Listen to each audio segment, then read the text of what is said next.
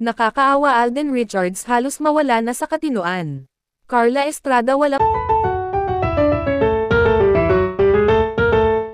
Catherine Bernardo, matapang na hinarap si Carla Estrada dahil sa sitwasyon ni Alden Richards sa kulungan. Carla Estrada na natiling walang pakialam.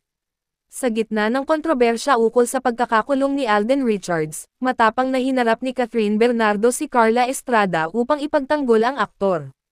Gayunpaman, tila walang naramdamang simpatiya ang ina ni Daniel Padilla sa mga pahayag ni Catherine. Isang emosyonal at tensyonadong tagpo ang naganap kahapon nang magkaharap sina Catherine Bernardo at Carla Estrada. Sa kabila ng pagsisikap ni Catherine na kumbansihin si Carla, nanatili itong walang pakialam sa sitwasyon ni Alden Richards.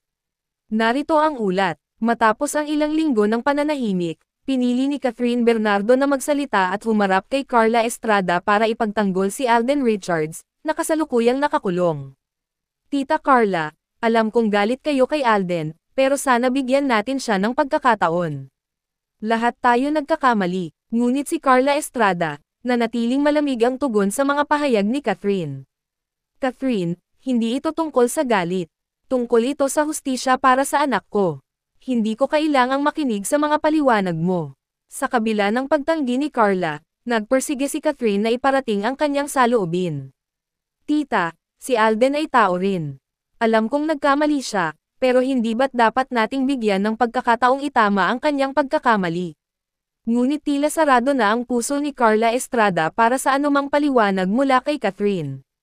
Catherine, huwag mo akong turuan kung ano ang tama. Ang anak ko ang nasaktan dito, at hindi ko hahayaan na parang wala lang ang lahat. Bagamat umiiyak na si Catherine, hindi siya tumigil sa kanyang pagsisikap na may parating ang kanyang punto. Tita Carla, alam kong hindi sapat ang sorry. Pero kung hindi natin pagbibigyan si Alden, paano siya makakabangon? Ngunit nanatili si Carla sa kanyang posisyon.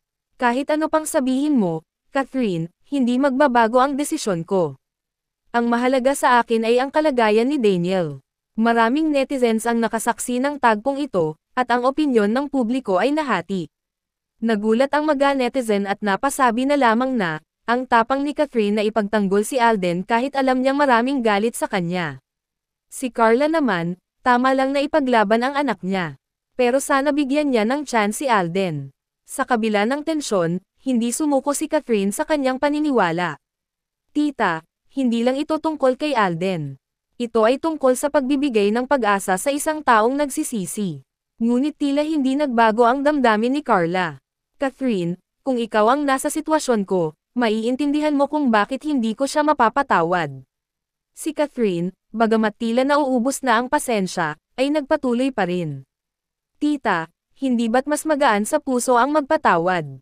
Hindi naman ibig sabihin nito na kalilimutan natin ang ginawa niya. Ngunit si Carla, nanatiling matatag at hindi natinag sa kanyang desisyon. Catherine, tapos na ang usapan. Kung gusto mong tulungan si Alden, gawin mo, pero huwag mo akong pilitin. Sa puntong ito, halos sumabog na sa emosyon si Catherine. Tita, paano mo magagawang hindi magpakita ng awa?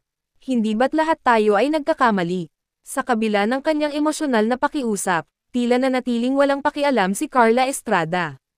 Catherine, tapos na ang lahat sa akin. Kung gusto mong ipaglaban si Alden, gawin mo, pero huwag mo akong isama sa laban mo.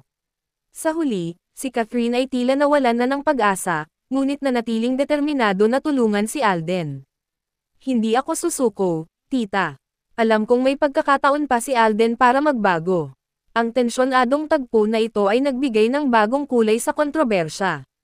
Ang tanong ngayon, magkakaroon pa ba ng pagkakataon si Alden Richards na itama ang lahat? Isang matapang na Catherine Bernardo ang nakita natin ngayon, ngunit tila walang pagbabago sa posisyon ni Carla Estrada. Ang laban ni Catherine para kay Alden ay patuloy pa rin, ngunit mukhang mahihirapan siyang kumbansihin si Carla Estrada. Habang lumalalim ang isyu,